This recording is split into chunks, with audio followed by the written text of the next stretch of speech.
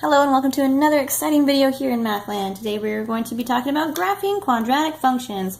I've got a lovely quadratic function right here, and we need to find the vertex, we need to find the x-intercepts, and the y-intercepts. Okay, so looking at this, I know a quadratic is a parabola, so it's either going to open up or down.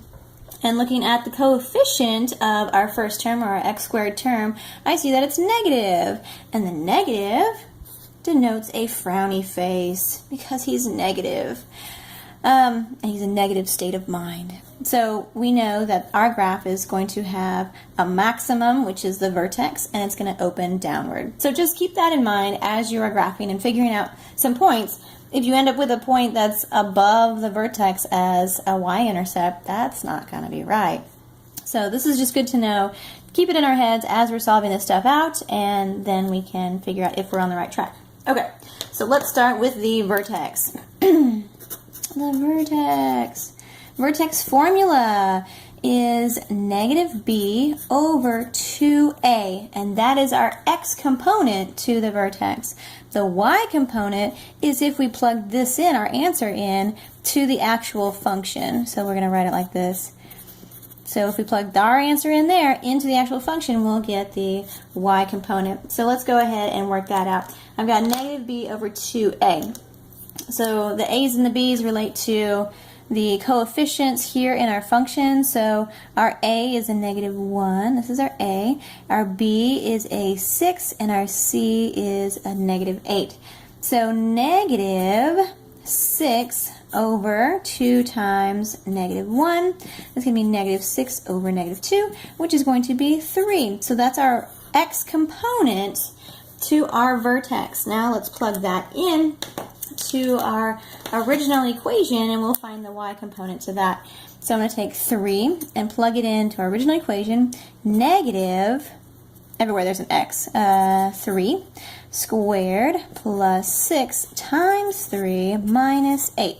So we've got 9 squared negative 9 plus 18 minus 8, well, that's going to be 10. Negative 9 plus 10, that's going to be a positive 1. So that's going to be our y component to our vertex. Okay, so 3, 1 is our vertex. Okay, let's go to the x-intercepts.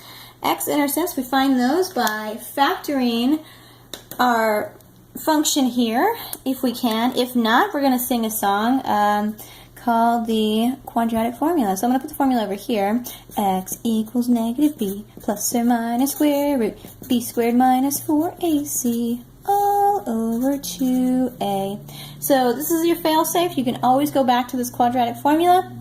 If you cannot factor or you've forgotten how to factor, you can always plug in a, b, and c into that formula. But let's see if we can factor. We've got negative x squared plus 6x minus 8. Okay, so we never want to leave the parentheses, a parentheses with a negative. So when we're factoring, we're going to have some parentheses, maybe, with binomials. So let's pull that out. Negative. So we have x squared. It's going to change this sign, negative 6x. It's going to change this sign because we're dividing by a negative, plus 8. Okay, now can we factor this in here? Ooh, and I think we can. Okay, so let's break this down. We've got x, and factors of 8 that add to be 6, negative 6.